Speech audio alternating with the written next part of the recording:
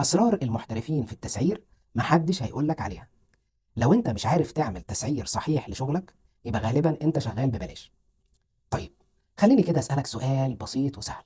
ليه هامش الربح بيكون عالي جدا في الخدمات؟ السر ببساطة شديدة هي في الصورة الذهنية اللي أنت وصلتها للناس عنك، اللي هي البوزيشننج. ده كنا احنا شرحنا له فيديو قبل كده، لو رجعت له هتفهم الدنيا ببساطة. طيب، خليني أسألك، لو أنا اشتريت إزازة مية في المطار هشتريها ب 5 دولار، في نفس الوقت لو اشتريت نفس الازازه دي من بره هشتريها ب 1 دولار.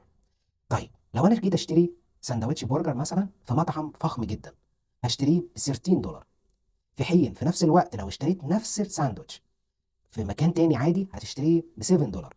طيب، السؤال هنا، ايه اللي خلى السعر هنا عالي؟ الفكره هنا اسم البراند يا صديقي. طيب، خليني ابسط لك موضوع التسعير ببساطه من خلال 3 محاور.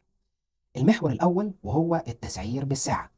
التسعير بالساعة ده لو انت مسعر ساعتك وليكن مثلا ب 77 جنيه، وانت بتشتغل كمحترف فبتخلص شغل الديزاين بتاعك مثلا وليكن في 4 ساعات، في حين ان في واحد تاني متوسط بيخلص التصميم في 7 8 ساعات. يا ترى مين فيكو اللي هيكسب اكتر؟ اللي هيكسب اللي هو الشخص اللي هو بطيء شوية في شغله، فهياخد فلوس اكتر منك.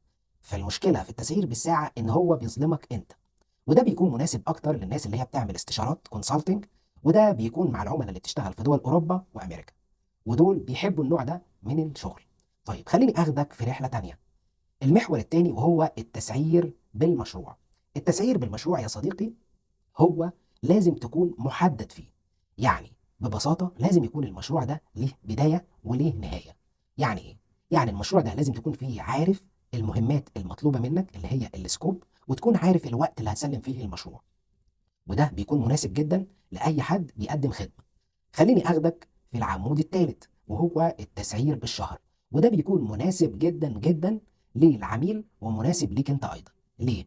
ليك انت لانك انت ضامن استقرار مالي، وللعميل لان هو ضامن وجوده معاك، هيسلمك تاسكس، هيقول لك الكامبين دي انا عايز فيها تفاصيل كذا وكذا وكذا، وهتسلمني الحاجات دي في يوم كذا.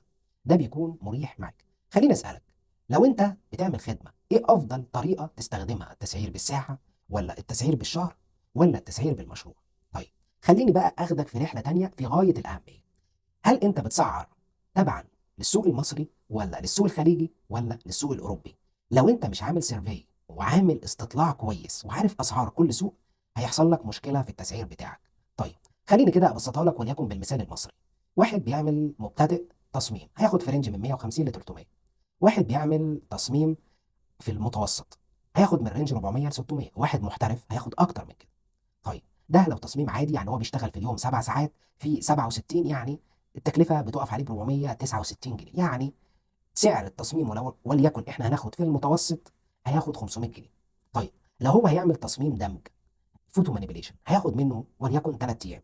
طيب، 3 ايام ده يعني 21 ساعه في 67 جنيه، يعني انت بتتكلم في 1407 جنيه.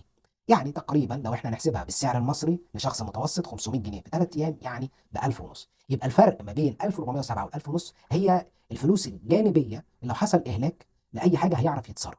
طيب، لو انا كده بسطت لك الموضوع ببساطه، اتمنى تقول لي انت بتستخدم انهي طريقه في التسعير. طيب، الفيديو الجاي انا هتكلم عن حاجه قويه جدا وبتسبب مشكله لناس كتير قوي وبيخافوا منها اول ما بييجوا يكلموا العميل فيها، وهي السيلز بروسيس، وهي مهارات التسعير اللي هي النيجوشيشن، التفاوض. انا هبسطها لك من خلال 3 محاور، لو انت فهمتهم كويس هتعرف تتعامل مع العميل ده بذكاء واحترافيه. هخليك ازاي تتفاوض بذكاء وتكسب العميل حتى لو كان اللي قدامك ده اشطر واذكى واحد في السوق. بس مش هتعرف تعمل الكلام ده ويكون عندك مهارات التفاوض لو انت مش حاسب سعر ساعتك. رقم 2، لو انت مش حاسب سعر السوق. خليك راجع الحاجتين اللي قلتهم لك دول، لان الفيديو اللي جاي هتحس ان انت استفدت استفادة كبيرة جدا. اشوفكم بكل خير، استنوني في الفيديو اللي جاي، والسلام عليكم ورحمة الله وبركاته.